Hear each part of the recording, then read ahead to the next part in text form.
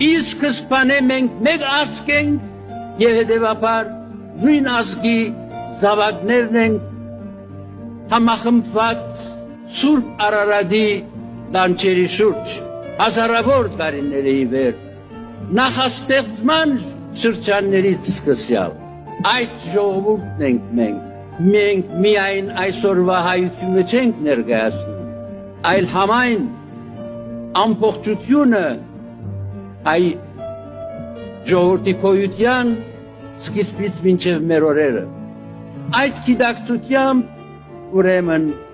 մենք բոլորս պետք է մեզ նկատենք իբրև եղբայրներ, գործակիցներ, ուղեկիցներ, մարտակիցներ եւ նույնիսկ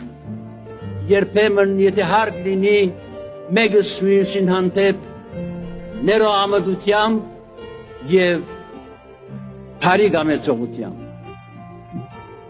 Ահա խտացված ձևով